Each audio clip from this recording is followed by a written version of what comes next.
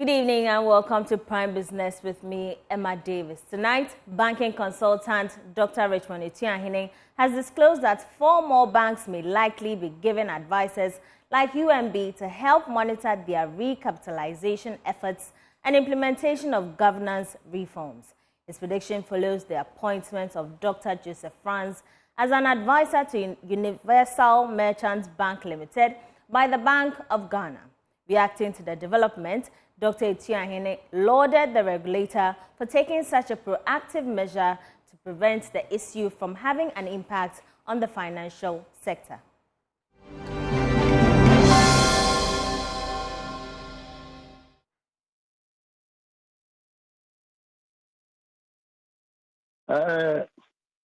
Where I said, I know about 3 or 4 banks. I know of 3 or 4 banks will be in the same position. That is why Bank of Ghana has been proactively.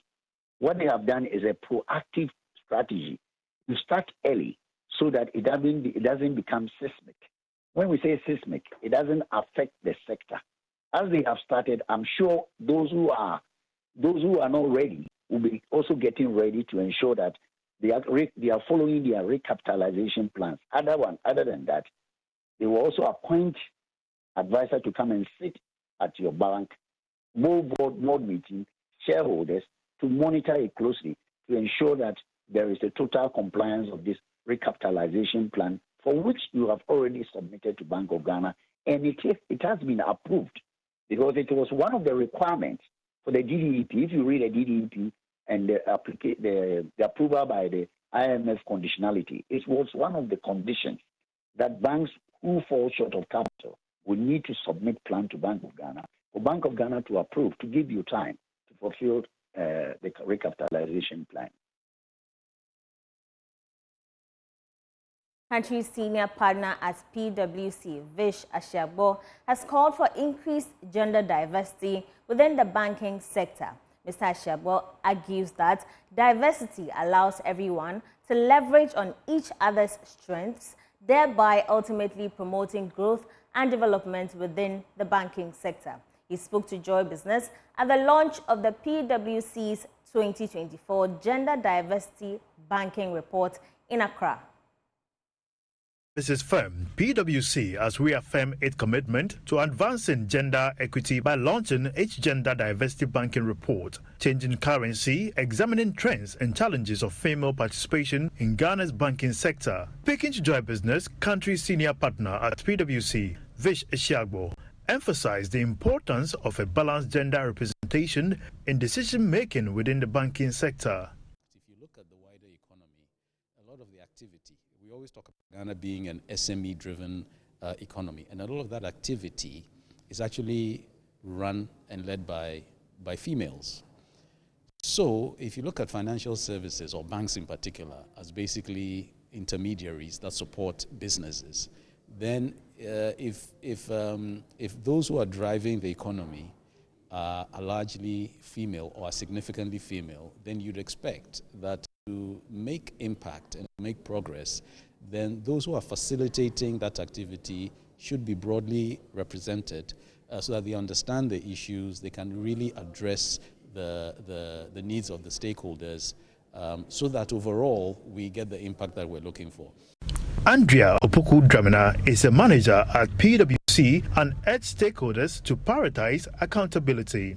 It's always male representation is really high, and we know there are women doing great things in banking in Ghana. We just wanted to give them a voice to talk about some of the things that are affecting them and keeps them up at night so we can understand them better. There needs to be accountability at all levels. Accountability within the banks, accountability also from regulators to show that they are really taking it seriously and they want to help advance female leadership in Ghana. The CEO of the Ghana Association of Bankers, John Ewa, highlighted the importance of transparency in designing financial products for all customers. We believe that way the decision can be more enriched, the decision would then reflect the generality, and as I was said, who are we serving? We are serving a population that is 5149. How can we leave out almost half of the population in the decision making, in designing our products, in coming out of services, in coming out of communication. We need to be gender sensitive and make sure that our actions reflect the diversity that we have in the country. Clara Amate Taylor, a partner and director of advisory services at PwC, encouraged women to have confidence in their abilities and pursue leadership roles. Some of the insights that have come through is in terms of mentorship and preparation, and sometimes just having that belief in yourself that you can do it. Now, when you are adequately mentored and you've gone through adequate leadership programs, when you spot the opportunity, you are able to say that, yes, I believe I can play at this level. The PwC's Changing Currency report delves into the experiences and insight of women in Ghana's banking sector. The Ghana Cocoa Board has been failing to cash in on a huge jump in the price of cocoa on the international market for more than a month as a result of the shortfall in the production of the beans. The price of cocoa has gone beyond $1,000 per ton for about 2 weeks now. However, Chief Executive of Cocoa Board, Joseph Boahin Edu, tells Joy Business there has been a persistent problem of swollen shoot disease, which has pushed cocoa production to fall. Systemic problem. Systemic problem had to do with cocoa swollen shoot viral disease. That is the main driver of the decrease of production of cocoa in Ghana. It's a problem that we faced, and at the time we came to office, it was about to explode. Many trees, were dying. Most of the farms were in asymptomatic situation. It's a virus, just like we have the spread of virus, and then you see people in asymptomatic situation. The same thing was happening to the cocoa trees. And old farms are more vulnerable, just like virus.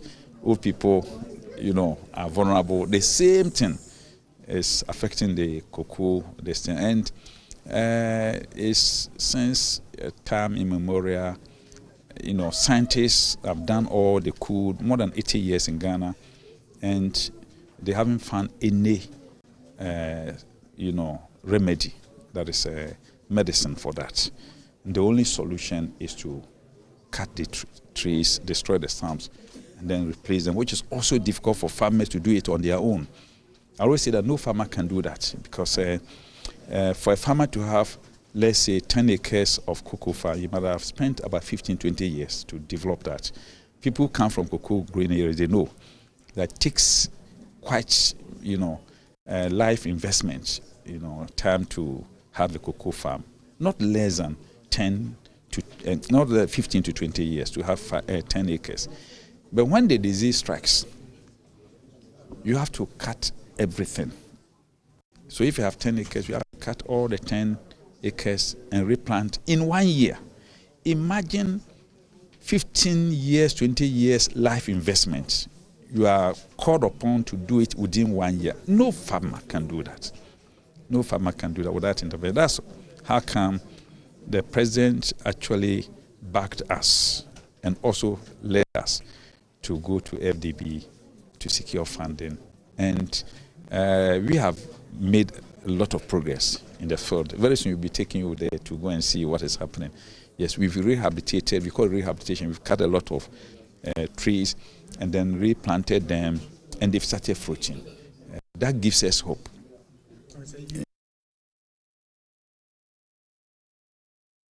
Former Deputy Minister for Fisheries and Aquaculture Development, Moses Anim, has cautioned against padding data submitted to the ministry. He says the practice makes government policies ineffective. Speaking at the launch of the Aquaculture Ghana event, he urged stakeholders to be truthful in their dealings. The lack of transparency in Ghana's fisheries industry is a setback to the sustainable management of the country's fisheries resources. Former Deputy Minister of Fisheries and Aquaculture Development says it is the reason why the sector must be guarded in all sincerity. Speaking at the launch of the Aquaculture Ghana 2024 event, Mr. Anim urged sector players to be honest with themselves, their partners, and government to promote growth of the aquaculture industry. To collaborate, we have to be honest and truthful to ourselves. and brutally frank to ourselves. We have a common experience where we picked information from one fleet of fisheries. And when we were trying to apply the information, then they went back and told other people that, look, the information we gave them is wrong. Go and ask them. The information they gave us, one of the fleets gave us the numbers, and we're trying to use it now. And then they saw that the way we're going to use it is to better the industry. But because we are not honest, having cooked the figures for us, now they went back to tell other people, to question us, that the figures they gave us were wrong.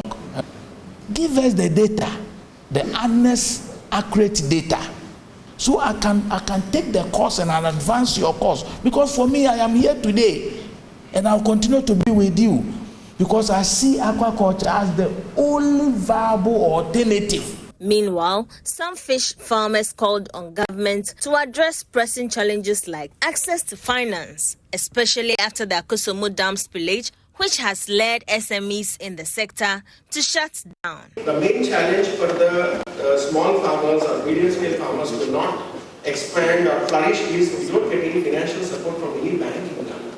Even we being, we have invested nearly $2 million in our company, and our annual turnover is always $1.7 million. We have approached ADB, we have approached Axis Bank, and we have some other banks. None of us give us a loan, because they don't recognize our property or farm as a collateral. They want only warehouses and buildings. The effect that we are having right now is that our farms, because of the dam spillage, all the farms have collapsed. So it has really affected us. We want to appeal to the government and the authorities that we need a help. The way they promised that they want to help us, we are expecting their help so that at least we can revive our farms, because most of the farms has collapsed. So we have nothing to do. We lay off all our workers and we are there. We have nothing to do, so we need their support so that at least we can start a farm again. The Chamber for Aquaculture Ghana and its partners launched the Aquaculture Ghana 2024 event. Here, Chief Executive Officer of the Chamber, Jacob Ajika. It comprises exhibition, conferences, and awards night.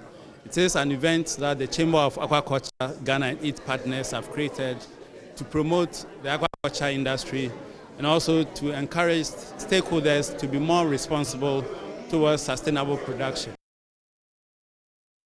Government is seeking $100 million of private capital to complete the Sagleme housing project.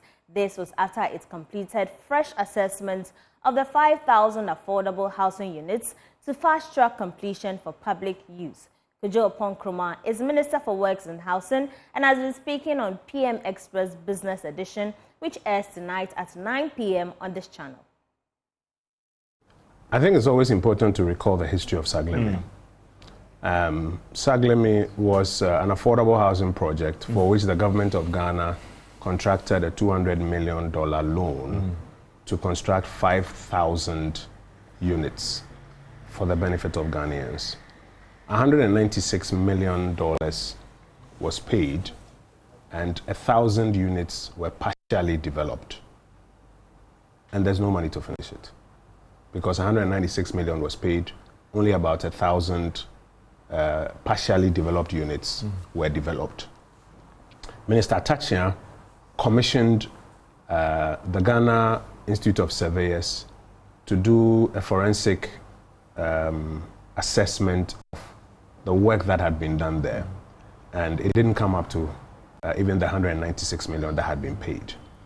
And also, what had been left was uninhabitable. No sewage system. So if somebody on the third floor went to the washroom, it will just come sit downstairs. There's no sewage system to collect out. No water, no electricity. And 196 million had been paid for it. And therefore, they also did an assessment of what it would take to finish it. And they came to the realization that another $100 million will be required to get Sagleme to a point of usability. And they started the process to request for $100 million for that.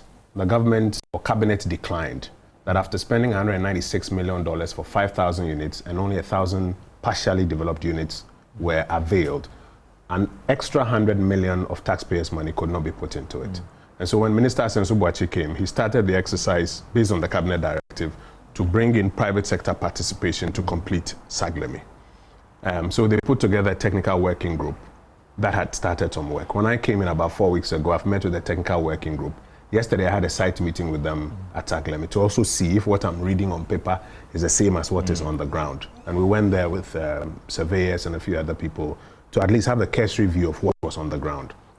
And I'm giving them 5 weeks, that within these 5 weeks, they should issue the international expression of interest to any entity anywhere in the world, and possibly even get on a roadshow to any entity anywhere in the world, that this is what we have. 1,000 units partially completed. And it requires about 100 million to bring the Saglemi settlement to a point of usability. And we're looking for private partners who will bring their private capital to complement what we have and finish it and join the government of Ghana to operate it together. And I'm hopeful that the technical working group will do a good job. It's a big development. We cannot leave it to rot. Minister, hasn't government kept too long on this project with all the legalese and all the rest? And now we understand that additional capital is needed again? We understood that somewhere around 2019, thereabout. And what stopped government from getting the additional funding to do that? When Minister Sensubuachi, when Minister Atachian commissioned the Ghana Institute of Surveyors to do all of the work and determine how much was required to finish it. And since that time, as I've explained to you, there's been work ongoing to now get in the private funding to come on board to assist. You would like to catch the full interview at 9 p.m. tonight on the Joy News channel. Moving on, stakeholders in the promotion of trade and small businesses are calling for tailored policies to support women and youth-led businesses. According to them, a chunk of women-led businesses struggle to scale up and compete with their male counterparts due to the lack of deliberate support. Speaking at a workshop to assess a report on the potential of women and youth-led businesses in the African Continental Free Trade Area, project lead at Aya Institute, Bridget Biney, said targeted support will promote economic inclusion. According to the findings of the report, majority of women traders do not have access to formal credit and therefore cannot expand their businesses. It also uncovered that many women in trade do not leverage technology to market their products and services. The workshop, which was organized by Aya Institute, also discussed how women and youth-led businesses can scale up and take advantage of the African Continental Free Trade Area. Speaking to the media after the workshop, Bridget Biney, project coordinator at Aya Institute, called for tailored support for women and youth-led businesses to stay competitive. So we are looking at how these two groups can take advantage of the trade agreement. So we're looking at how peculiar their challenges are. If a man is doing business, his challenges will be termed as general challenges, and it may relate to women. But women's issues are peculiar issues, like cross-border trade issues. You know, when you go to the border, you hardly harass a man. But when a woman goes there, sometimes she doesn't even have all the documents because she doesn't have knowledge. She doesn't have key knowledge resource. Maybe when you're going to the border, you need to have these documents in order for you to be accepted to go through the border. So issues of harassment, don't have much knowledge on it, informed us to look at how they are going to engage with the trade agreement. The chairperson for the Trade and Gender Committee of the National Trade Facilitation Committee of Ghana, Na Densua Ayite, explains the government's effort to equip women to stay competitive. Sensitize them, train them on relevant policies and regulations that will assist them in their work. We also partner with others to teach them on customs, regulations, and procedures on the after, what the after has in store for them, the benefits that can be accrued to them. We let them understand that within their challenges, it can be addressed. Some non-tariff barriers like this can be easily addressed. We are working on what we call gender champions who can assist them at the borders or the organizations that do have gender-sensitive policies and do promote women, not just women in trade, but even at their workplace, how their policies do favor the women.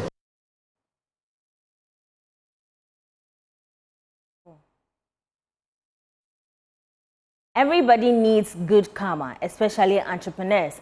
Today, we learn about 3 things. 1, the role of karma in entrepreneurship. 2, how the Entrepreneur in You initiative is bringing this concept to life. And 3, how you can get involved. Dr. Maxwell Ampong explains further. It's not about how big you give, but that you give to put good karma out there. Hello, today we are exploring the role of karma in entrepreneurship. Now, before you think concepts like karma have no place in business, understand I'm coming from the angle where the energy that we put out there circles back to us. Plus, I'm thrilled to share with you how our Entrepreneur You initiative is making a tangible difference at the chest diseases unit of the Kolebu Teaching Hospital. So why is the entrepreneur advocate like me now preaching doing good works? It's because I believe that karma in its simplest form is the concept that whatever goes around comes around. In business, it means that the positivity, the honesty, and the generosity that you extend in your dealings can come back to benefit you in many shocking and unexpected ways.